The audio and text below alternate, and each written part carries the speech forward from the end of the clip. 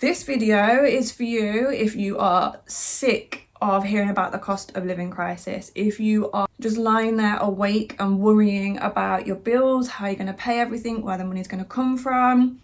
This video is for you if you are struggling to make the payments on things, if you feel like you're drowning in debt, if you want to save up for some big life event, maybe another baby, maternity cover, maybe a big holiday, maybe you have a big birthday coming up. This is for you if you just don't know where your money is and you just want that peace of mind, you want that clarity, you want to be able to get on the same page as your partner. This is for you. Hey team, welcome back to HG Designs Crochet, HGDC. I'm Heather and this is my channel all about granny squares, all about motherhood, all about running a crochet business and everything in between.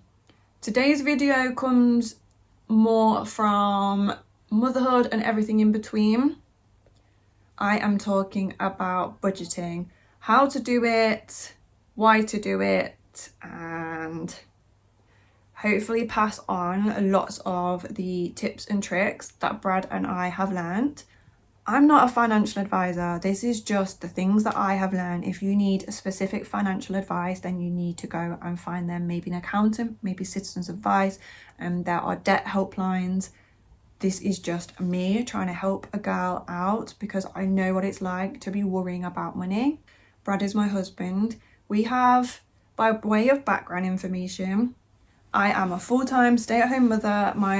I have found myself in this very traditional role where I stay home, I look after our child who will be 3 in this summertime, and my husband is the financial provider and I cover most of everything else. And with that, we have had to adapt to being on one income. I know that our scenario is not, our circumstances don't reflect most of the households across the UK and wider viewing, but I know that it does reflect in that you are most likely sick of the cost of living. Your money doesn't seem to stretch very far anymore, and quite possibly you are lying awake at night worrying about money. Maybe you're arguing with your partner about money. Debt payments are crippling, and on and on and on. So this video is for you if you want to be in control of your finances, if you need that peace of mind that everything is covered and that you just want to figure out where your money keeps disappearing to and why is there so much month at the end of your pay. As I said, we're a one income family, so we have had to learn hard and fast how to budget because we previously had 2 incomes. I was running HGDC full-time. I also am a qualified legal executive, which is for all intents and purposes the equivalent of being a solicitor or a lawyer if you are in America and further afield. And so I was freelancing as a legal executive and also running HGDC full-time. So I had a really decent income. I had really decent savings, plus Brad was working full-time, and yeah, like our finances were in a really good position. And then I was pregnant with my son, unable to work, and we always just assumed that once my son arrived he would go into nursery quite young and I would go back to work full-time, and then with that money coming in again we would clear up any debts that we had accumulated whilst I was pregnant and things would be fine. And in actual fact, fast forward to now, my son has never been in daycare. He's not likely to go into any daycare. We want to home educate him, and that basically means that we are going to be a one income family for the foreseeable future whilst we're in this season. And if we have an additional baby, then for an even longer period of time. Although I do see an income from HGDC, it is ticking along. It takes care of its own outgoings and it makes a small amount of money each month. It's nothing huge. It's certainly nothing that I rely on either, which is why we class ourselves as one income. One day in the future, I know that that will change. and right now this is just where we are. I want to say before I forget that I'm really happy to do a additional video on how I organise my business finances, because that does differ to how I organise my personal finances. So I'm hoping that you all enjoy and value this video so much that I can go on to do more videos. Budgeting is an area that I would almost class it as one of my special interests at this point. I am so into our finances and how to make our money stretch and to cover everything, and a lot of that has just been out of necessity. And as I said, it's been brutal along the way. Please grab yourself a project. Bonus points if it's granny squares. I actually have my spreadsheet here of how we manage our finances every month, and I'm going to go through that with you. I'm recording my screen so you can see exactly what I'm doing. I also have a granny square project as like an emotional support project because I am struggling to settle down today. I'm just feeling a little bit out of sorts and I haven't scripted any of this. So this is going to help me remain here with you and focused, and I'm hoping that you enjoy watching the granny squares building whilst I go through our finances. Okay, so this is my monthly spreadsheet. As I said, I created this for our family. I previously used another influencer's spreadsheet and it was great in that it got us started. It just didn't feel like it was fitted what I needed. I needed to be very clear, very specific, set out in like the categories, and just so I can see at a glance. I struggle with numbers. When I look at them, they move, and so a spreadsheet has always been essential for me, because when I write it down, when I'm trying to calculate it myself, the numbers don't do what they should do, whereas this takes care of it for me. Also, this spreadsheet is super cute. I mean, look at the colours and just look at the way I've laid it out. Oh, chef's kiss. Okay, so first things first, you've got monthly budget and then you have the date. Now, you can either write the month or you can do your pay period. So for example, if you get paid on the 1st of the month, then you would just put January, February, March, and so on. Brad actually gets paid on the 20th. So we run our budget from the 20th of February until the 19th of March. And I tend to put that date in there in this bit just here. So I would literally put 20th of February 2025 to the 19th of March 2025, so that when we look, we know exactly what pay period we are dealing with. We have made mistakes in the past where we've gotten confused because it spans across the 2 pay packets.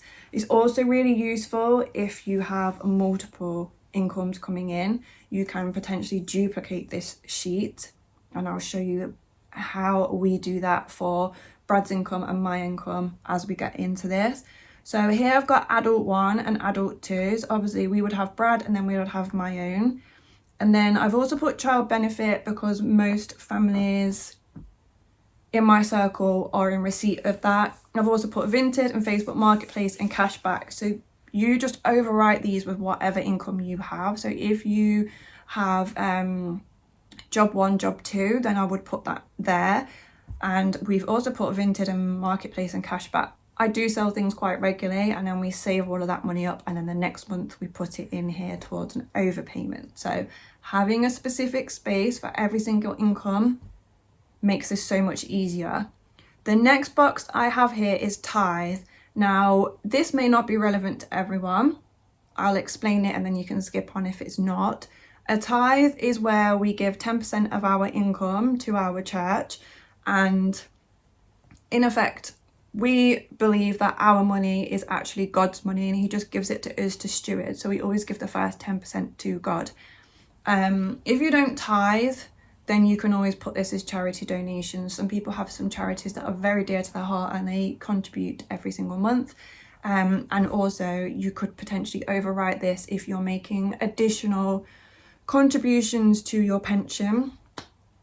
You could potentially rename this as pension or investments and list them there, and then just change the percentage. So if you don't need that box at all, just leave it blank. If you do need it, tally-ho.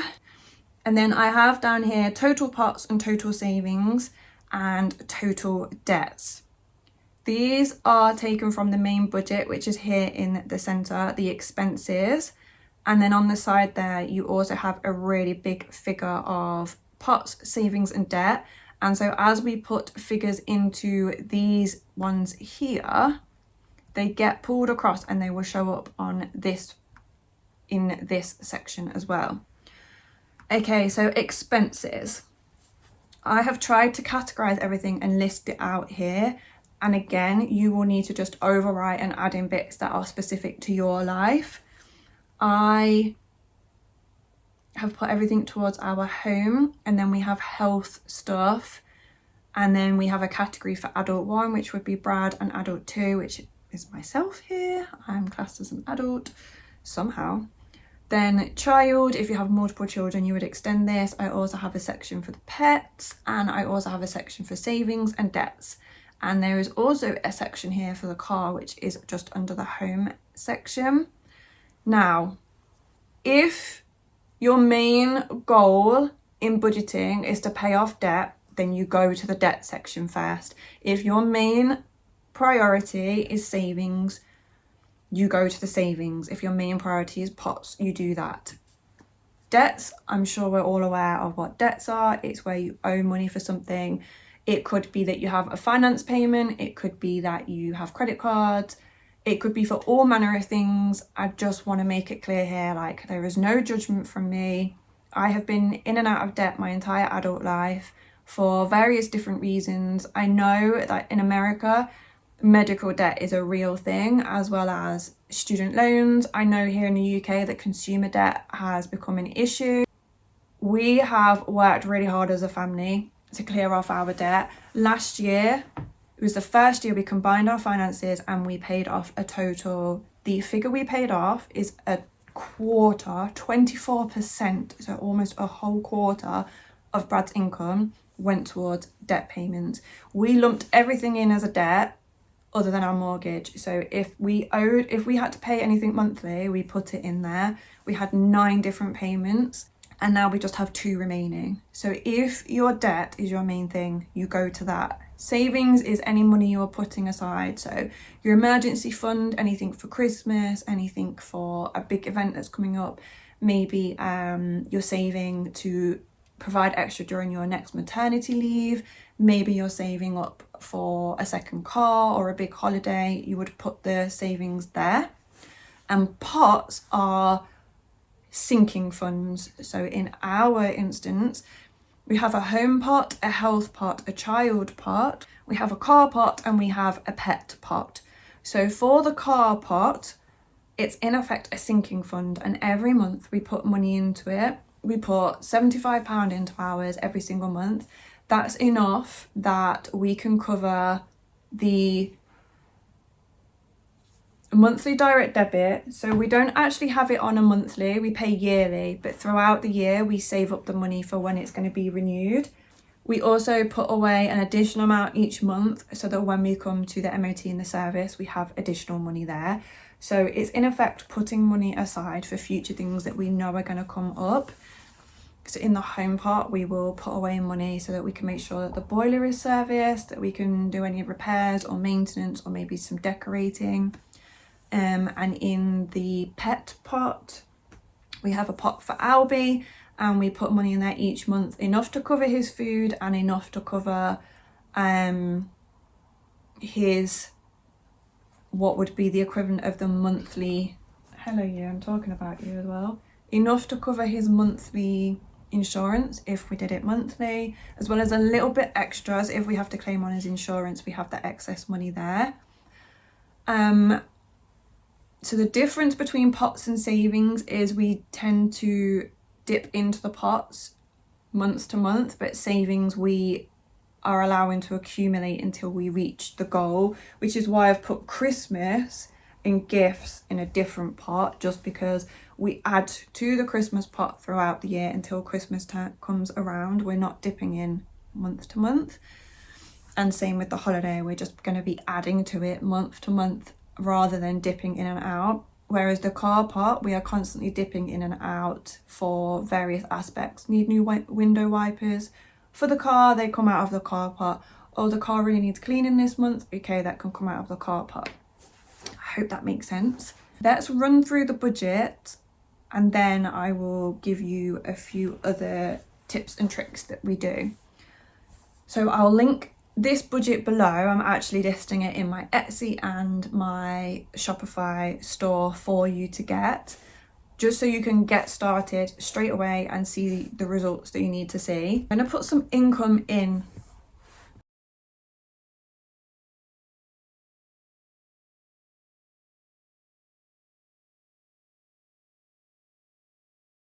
And I'm not going to go crazy because I want it to be something that you can relate to. Obviously, everybody's circumstances differ. So for adult 1, I'm going to put 1,800, and for adult 2, I'm going to put 600, or I'm going to put £800. I've got child benefit. I'm doing round numbers here, even though I don't need to. It just looks nice. And then I'm going to say like last month I sold £70 worth of stuff on Vinted, and we gained like £8 of cash back, and maybe, I don't know, £20 on Facebook Marketplace. So there's all the money that comes in. And then the tithes box, as you can see, has automatically taken out how much we need to pay in tithes. So it's got 180 and £80, that's the total deduction, and this is how much we've got for the month, £2,538. Whew, nice.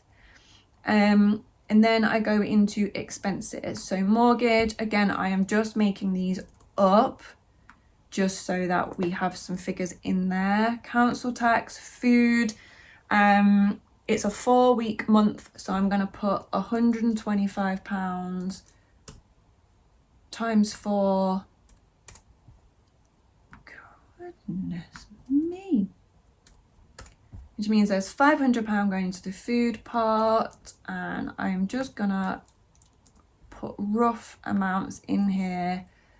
Home insurance, technically for us, is in our home pot. We put money towards it every month for the year, but it depends how you've got yours set up. So for now, I've left it in there, and then you can make the changes you need to. We don't actually have a Ring doorbell, but I just thought, why not? So I have no idea how much that costs you, but I'm just gonna make it up. Okay. And then say we want to put £100 a month away towards our home. And then we're like, okay, so there's our rough expenses. They're the things that we have to cover every single month. You might need to add in bus fare, like public transport and other bits and pieces. There are the things that we cannot scrimp on. Now, for me personally, if I was focusing on paying off debt, let's continue filling it in. So in the car, maybe you do the same as is, you put £75 aside.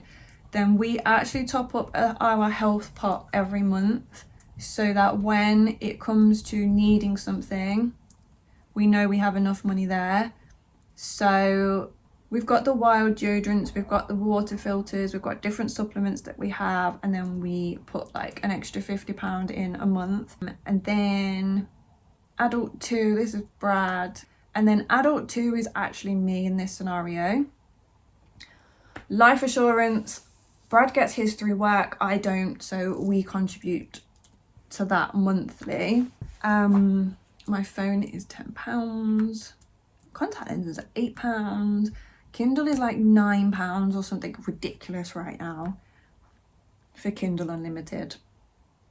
Okay, then we also have a pot for our child. So I automatically put 50 quid aside every month for Teddy, and that's just miscellaneous stuff, like he needs a new toothbrush, more nappies, maybe I need to get him some sun cream or something. It generally just comes out of that pot. And then I also put in a chunk of money for activities every month, and then we contribute money to his savings. Maybe you would put like £25 a month away or something, I don't know. And then again, for our pet, we put a chunk of money in every month.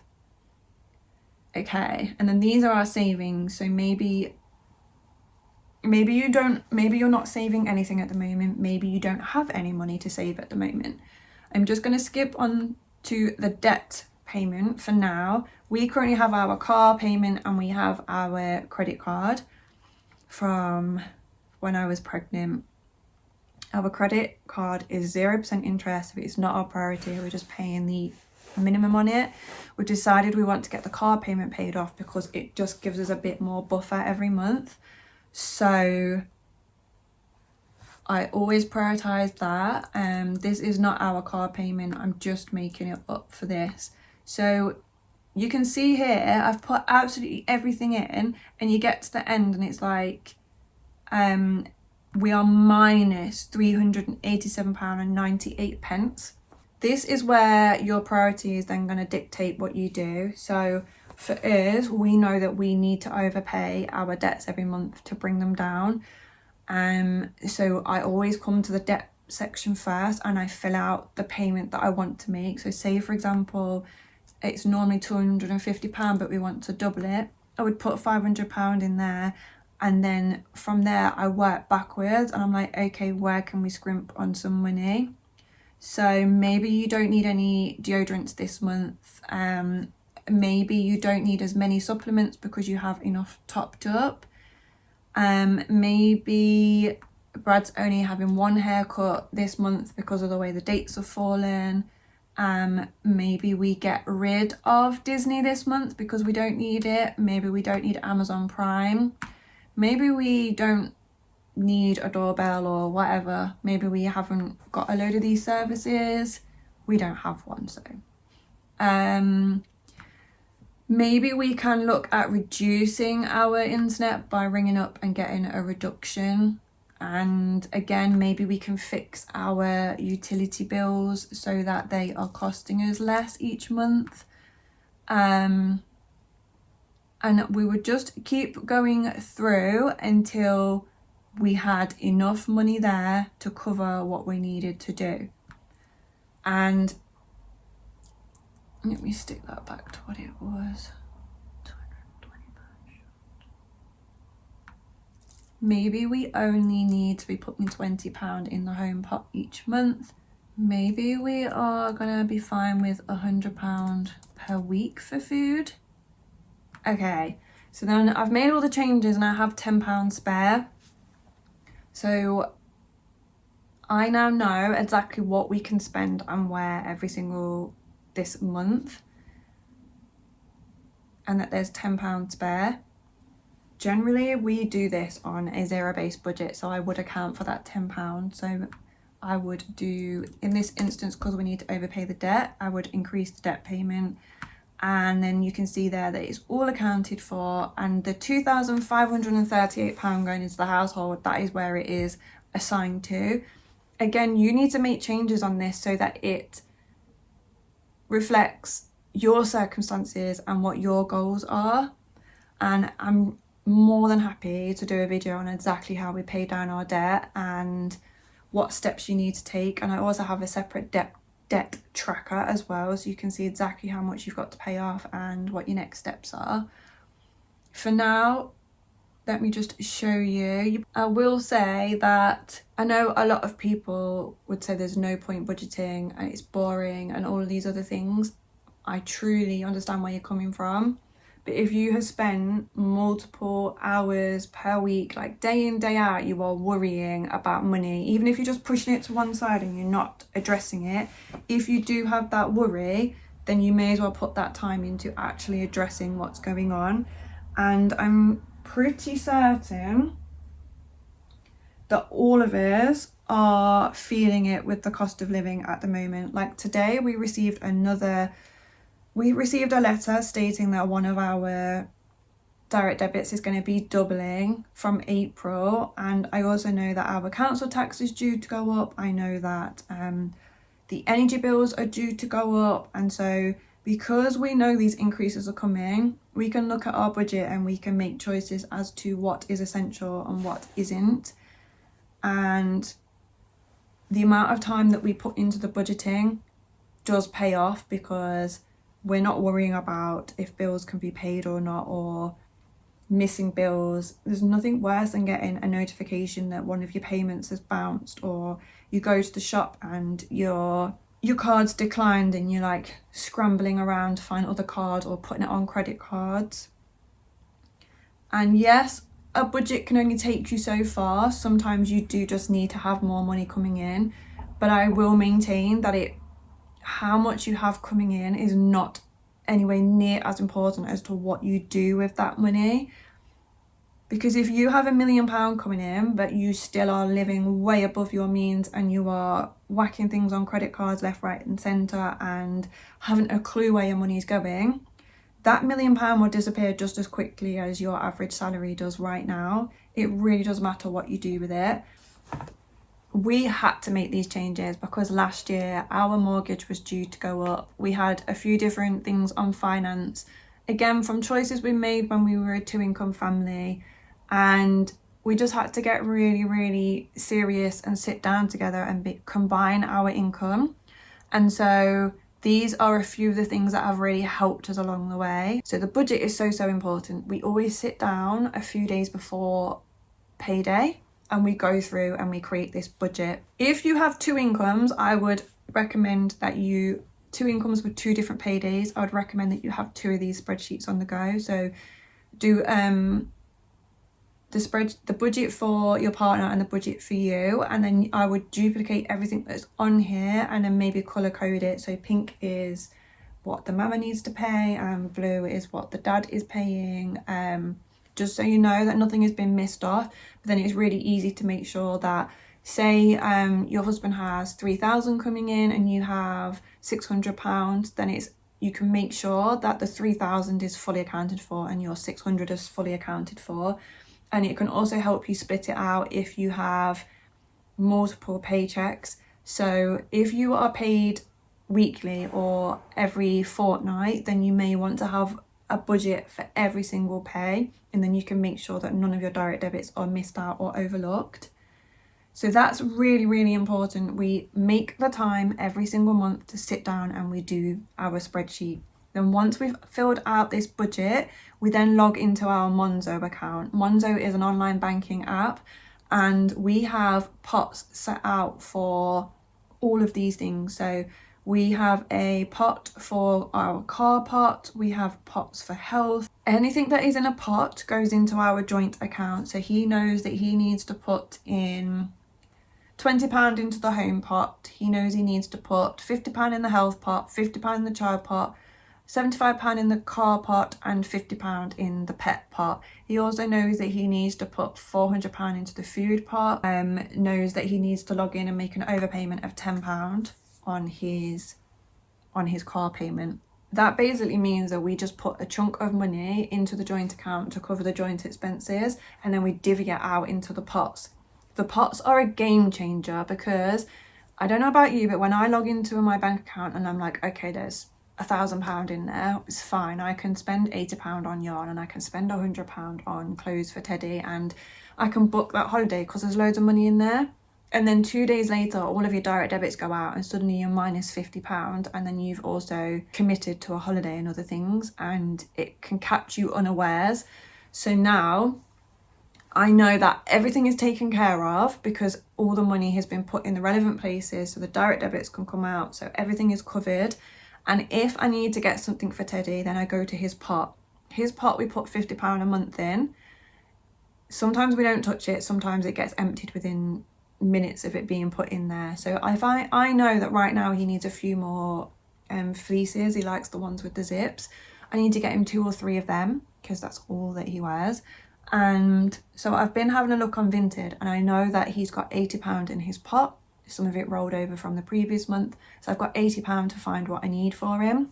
I'm not going to spend £80 on 3 fleeces, but I know what I've got to spend. Equally, if I needed to get 3 fleeces for Teddy but his pot's empty, then it's just going to have to wait till the next month, or I'm going to have to find another way to put money into that pot. And we have now actually split out our food so that we have 4 different pots, 5 technically for the 5-week months, but we usually only use 4. So we've got week 1, week 2, week 3 and week 4. and we put like say you put £100 in each one, it just means that once you've purchased food for that week, that's all that you've got. Because I was finding that with the top-up shops that we do, that maybe it was eating into next week's budget, or maybe we were a little bit short. Sometimes we had plenty of money left, but it just gives us that clarity of where we are. The other thing that has been very, very, like, that has been crucial for us to be able to budget the way we do is that we both have our own money as well. So Brad has a fun money pot and I have a fun money pot. When we were really up against it for a couple of months at the start of last year, we had no fun money and it was miserable. It was brutal and it was miserable. So now we try our very best to make sure that we both have fun money. Again, that will differ depending on what your interests are. If you have a husband that plays rugby, then he's going to need travel and kit and whatever. If you have a husband that loves to build Lego, then he's going to need the money for that. So just alter it for what works for you and your family. Like, the budget is not here to make you miserable, it is just to hold you accountable and keep your family's finances safe. So make sure that you're making the space for whatever it is you want to do, but also don't take the mick. If it is stressing your budget, then just let it go. It does not matter. Hand on heart, it does not matter. So the next thing that is really, really important, other than like, check yourself, check what you're paying, who are you trying to impress, do you really need those things, what can you let go of, which leads me into the next one of reducing your outgoings. Maybe you can sign up to HelloFresh and that helps to bring down your bills because you're not eating out. Maybe you can get in touch with your gas and electric provider and they can do some sort of deal. I will add in here that we have just locked in with Octopus Energy. We're here in the UK. The prices have just gone up in January. We're now in February. Prices have just gone up in February. They're going up again in April and they're going up again in October, just in time for the winter. And they have increased the price cap. So we are expecting to pay an additional 54% on our energy bills this year. And I don't know about you, but that means that we need to keep an eye on our budget. So we have locked in on our energy price for the next 12 months using Octopus Energy. It's actually brought down our overall payments by like £30. And that gives us a level of protection against all of these increases. So I will put our referral link below for you. If you sign up and switch to Octopus Energy, then you get £50 credit and we also get £50 credit so that we can heat our homes this winter. Even if you don't go with Octopus, please look at just locking into something. We only have one streaming service per month, so we swap between, we've got Netflix at the moment, and then we just, once we feel like we've completed it, we just stop and we go to something else. That has the added bonus that sometimes when you cancel, they will email you like, have 3 months for 99p, which Kindle Unlimited actually did for me. Monzo is another one. It has so many rewards and perks. So Brad actually pays the £7 a month and he gets free cinema tickets, Greg's coffees and all these other bits and pieces. And again, I will link my Monzo and Brad's Monzo below. We both have Monzo and then we have a joint account. So feel free to use whichever one of those links. I think we get like £5 each or something, and then you get £5 credit once you've spent £10 from your account. Just reduce your outgoings in as many ways as you can because it just helps your money spread that bit further. I don't want to overwhelm you. This is what we have learned over the last, I'd say 18 months of combining our finances, being a one income family. It was essential that we did this because, as I said, our mortgage increased last year, and with everything else increasing, like our water bill doubled, everything has increased. I went to the shop the other day to get a lip seal and it used to cost me £1 and it was £2.90. Like, it used to be about 60p for a bag of peas and now it's £1.50. Absolutely everything has increased. So before, where we had a real big chunk of expendable money that we could spend on whatever we wanted per month, whether that be finance or whatever else we wanted, we were fine and we still had money left. But with all these increases, it was putting more and more of a squeeze where we're getting to the point where we didn't really have anything left and we needed to make these changes. How are we feeling, team? Did you enjoy your crash course on budgeting? I hope so. I hope that you have found some value in it and that I have motivated you to go and get yourself this budget tracker and to sit down with your partner. I would love to make more videos on this. Things that we no longer buy, things that we do buy. Again, I've got so much to share on like the differences between my personal and my business expenses and income and how I deal with those. So I really enjoy this topic and I want to share more of it with you. It is such a huge part of our life. We talk about our finances every single week and we're always looking at ways that we can make our money go a bit further. And if you have taken anything of value from this video, then please give it a like. Please share it with any of your mama friends that you know is worrying about money. Please just go ahead and go and get the spreadsheet for yourself, and it would really mean a lot to me if you could just leave a little comment below, just letting other people know that they're not alone in worrying about money, any of the fears that you might be facing or any bargains that you've had recently, or just simply leave a heart emoji to just encourage other people. I'm now going to edit this and continue adding to my granny squares, and I'll see you in the next one. Take care. Oh, and also, this is a sneak peek of my hair because I haven't actually shown it on Instagram yet, and it's not actually finished because I've got all of these that I need to add extensions to. But you wouldn't know that if I didn't tell you. So I officially have pink hair and I have put in 18 hours into this so far, and I think I need to put in another 5. But it's worth it because look at that pink. I don't know why. I've hit record and of course there's somebody outside making the most noise. I haven't scripted this video. It's been on my mind to do it for a little while, but I haven't written down. I've got some rough notes to make sure I don't miss anything out. The notes are not that great, are they? I got distracted.